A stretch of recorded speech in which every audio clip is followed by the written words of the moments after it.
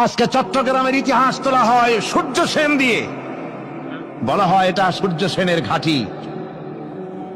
তার অনেক আগে সত্যেন সেন তার বিখ্যাত গ্রন্থ মহাবিদ্রোহ এবং মিখাইল এডওয়ার্ডসের লেখা ব্যাটল অব দ্য ইন্ডিয়ান্স এ বইয়ের ভেতরে তারা লিখেছেন 1857 সালের 18ই নভেম্বর এই প্যারেড ময়দান, এই ময়দানের নাম কি? প্যারেড ময়দান। 1857 সালের 18ই নভেম্বর 34 নম্বর বেঙ্গল রেজিমেন্টের পক্ষ থেকে হাবিলদার রজব আলী এই ময়দান থেকে ব্রিটিশ গভর্নমেন্টের বিরুদ্ধে বিদ্রোহ ঘোষণা করেছিলেন। এই ময়দান থেকে ব্রিটিশ গভর্নমেন্ট তাকে বাঁচতে দেয় নাই, ব্রিটিশ গভর্নমেন্ট তাকে শহীদ করেছে।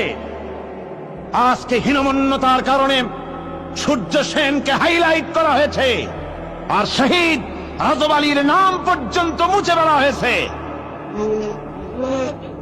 তাই আমি প্রস্তাব করতে চাই, অতীতে চট্টগ্রামের যেমন বিভিন্ন প্রস্তাব আমি করেছি, আজকের মাহফিলে ঠিক তেমন জাতীয় বীর ইতিহাসে যার নাম স্বর্ণাক্ষরে লেখা থাকবে, সেই ভুলে যাওয়া ইতিহাসের স্রষ্টা শহীদ রজব আলীর নামে প্যারেড ময়দানের পরিবর্তে শহীদ রজব আলী গ্রাউন্ড অথবা শহীদ রজব আলী ময়দান রাখা হোক এই ময়দানের নাম। আপনারা রাজি আছেন?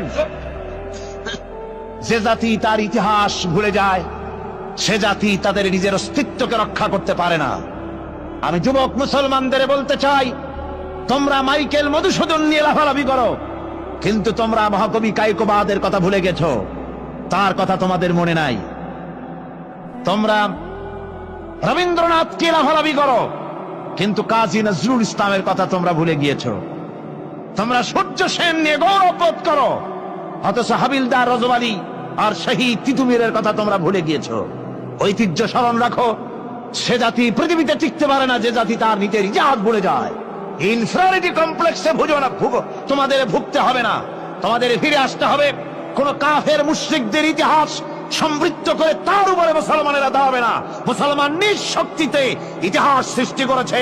এদেশে ইতিহাস সৃষ্টি করেছে আলিমরা, এদেশের ইতিহাস সৃষ্টি করেছে পীর বুজুর্গরা।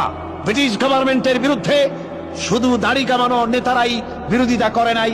ফুরফুরার মুজাদ্দিদে জামান হযরত আবু বকর সিদ্দিকী আল কুরাইশি রাহমাতুল্লাহ আলাইহি তার মুরিদদেরকে বলতেন যে আমি ব্রিটিশ গভর্নমেন্টের বিরুদ্ধে কথা বলেছি, যদি তারা আমার এই কথা না মানে, তারা যদি আমাদের দেশের উপরে তাদের আইন কানুনিভাবে চালাতে থাকে, তো আমি অর্ডার করব সমস্ত মুরিদরা একত্রিত হয়ে ব্রিটিশ গভর্নমেন্টের বিরুদ্ধে লড়াইতে নামতে হবে।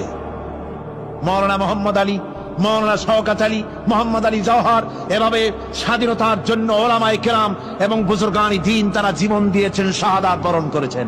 আপনারা মাওলানা জাফর থানেশ্বরীর নাম ভুলে গিয়েছেন। অনেক বিজাতি নাম মনে আছে, কিন্তু মাওলানা জাফর থানেশ্বরীর কথা জাতি ভুলে গিয়েছে। ব্রিটিশ গভর্নমেন্টের বিরুদ্ধে আন্দোলন করার কারণে তাকে ডান্ডা বেরি পরানো হয়েছে, পায়ে শিকল, কোমরে শিকল, গলায় শিকল, হাতে হ্যান্ডকাপ পরা। ব্রিটিশ গভর্নমেন্ট ওই হাইকোর্ট থেকে, ইন্ডিয়ান হাইকোর্ট থেকে তাকে শিকল দিয়া দড়ি দিয়া বেঁধে এতগুলি শিকল নিয়ে তাকে টেনে নিয়ে যাচ্ছে, আন্দামান দ্বীপপুঞ্জে পাঠাবে। রাস্তার দুই দিকে সব লোকেরা দাঁড়ানো, উনি হাঁটছেন, হেরে যাচ্ছেন বীর পুরুষের মতো। এদিক ওদিক তাকাতে তাকাতে হঠাৎ দেখেন ডান পাশে দাঁড়ানো তার স্ত্রী আর ছোট্ট দুটো বাচ্চা।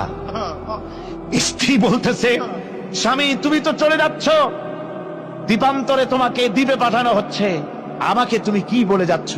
মাওলানা আজাদি সংগ্রামের বীর সিপাহী, বীর মুজাহিদ মাওলানা জাফর থানেশ্বরী বলছেন, ও বেগম, আমি তোমাকে সেই কথাই বলবো যে কথা বলেছিলেন হযরত ইব্রাহিম আলাইহিস সালাম হযরত হাজরা আর ইসমাইলকে।